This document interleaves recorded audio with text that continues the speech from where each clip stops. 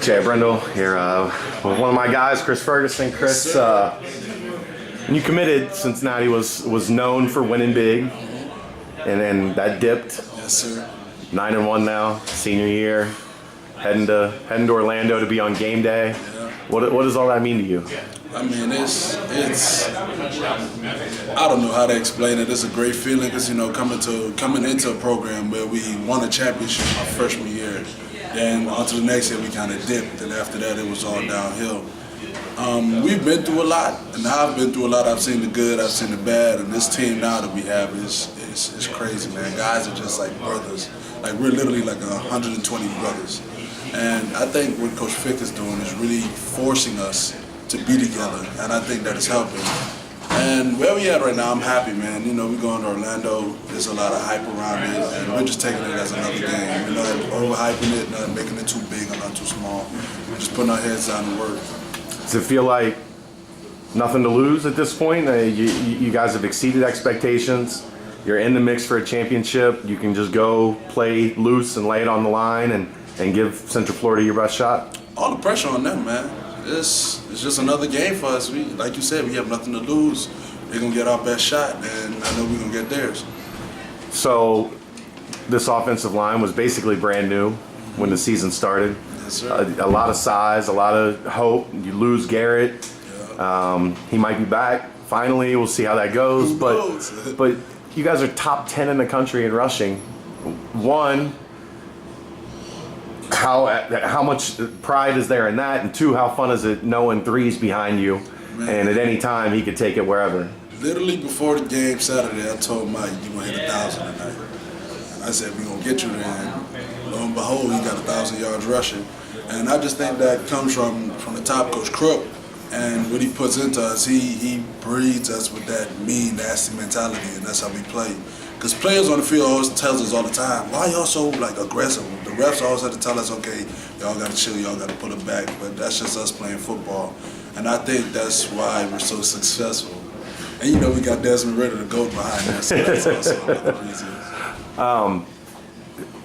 When Mike does what he does last week and gets through a couple guys and bounces it outside, now you're in space. Right. What's going through your mind looking downfield? Like, we gotta caravan him into the end zone. I'm just looking for the next guy to take his head off so Mike gets free. And well, I know once he gets in space, he's gone. Nobody's catching him. Even if there's a guy there, he's gonna make him miss. How much fun is it for an offensive lineman to know there's gonna be 30s, 40, 50 rushing attempts a game, and that they're gonna rely on you guys? And Coach Fickle's put it on your guys' shoulders a couple times, fourth down situations, stuff like that. That, you know, we're going to be the guys that this team relies on. Man, I love it. I love the responsibility they put on the O-line, and I love the faith that they have in us that we're going to get from there. And rushing the ball, I love putting my hands in the dirt and love getting nasty. That's our O-line. We tough and nasty, and that's what we believe in. That's what we pride ourselves on. We're never going to shy away from the dirty work. There's a lot of experience on that left side. Dino, obviously, had started a lot before he got here. Trout, Campbell in the middle. Yes, sir. You and Morgan were kind of an unknown. Yes, sir. How did that bond work between you two and finding a rhythm, because you guys have been as solid as anything on the right side? Right, so me and Mojo, we have a crazy bond, and even like outside of football, we're really tight.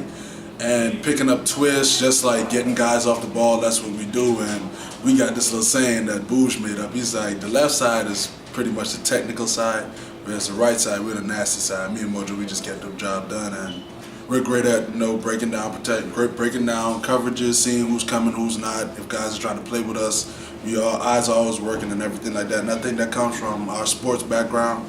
Mojo being hockey, me being soccer, basketball, and the other things. We got the athleticism and the footwork to pick up on things that like other O-linemen can. And I just think that's why we're working so good together. We have a great chemistry. I love playing beside Mojo. Has he ever tried to get you out on the ice yet? No, never. I told him I'm not doing it. So, the South Florida game in the first half, things were a little bumpy up front, especially in pass protection. And that's happened a couple times this year where maybe teams hit you with a change of game plan or do something you guys aren't expecting. But you go in at halftime and it seems like almost always you're able to make those adjustments. What goes on in that? Where's the communication where it's this is what they're trying to do, this is what Hi, Blake. How you doing, buddy? God. Oh my God! Don't put that on. Where we make adjustments and we can get it solved. I think that's where our game came so far, because like it's not only Coach Crook, but it's also us. Like what we see on the field, we are great at relaying it with him, and then we make corrections in the locker room. And when we come back out, we like, okay, if you see this guy doing this, okay, he's coming. He's not playing, he's gonna come. And I just think that goes back to, like during the week, just recognizing coverages, recognizing tendencies, even with the scout team. The scout team is really good at like showing tendencies and doing what the other team does. And I think that's why we're so good at like making corrections and coming back out. Because during the beginning part of the game, they all try to throw something different at us just to see how we take it. Because the USF game, they threw a funky blitz at us about twice in the first half. In the second half, they came back with it about 4 times, and we picked it up every time. And they had to stop doing it because Dez had like 20 seconds in the pocket. And yeah.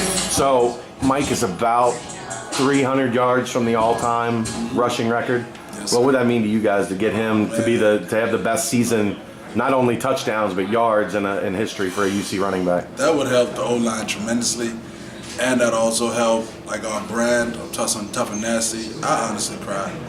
I shed a tear because man, that's amazing. Because think of the running backs who came before him, and they're all great. And to do that is a great feat, man. Oh my God. Words can't explain it, man. That'd be huge. But we're going to take it one game at a time. Hopefully we can get it. If not, he still had a great year. His personality is hilarious. What do people... Because what fans see is that he's up there and he's deadpanning jokes, not cracking a smile. Right. Yeah. What do you got? What's a Mike Warren? A little inside look at Mike Warren. Mike is a clown. He's a clown. He's like my little brother. We hang out a lot outside of football. And man, I love the kid, but he is a clown. He's probably a bigger clown than me. That's a lie. That's what I'm saying. He always has jokes, always messing around playing, but like when it's time for football, he clicks and it's serious. But then again, oh my God, they had Mike mic'd up, right? I think. Yeah, they've done him mic'd up with him. He complained about the water the whole time. Yeah, the whole time. Oh my God, I'm scared to get mic'd up because I know he's gonna be on me. But he's a great kid, man. Funny, goofy guy. I love him to death, man. All right, good luck in Orlando this week, brother. Thank you, baby. Appreciate it. Yes, sir. Hey, kill it, man.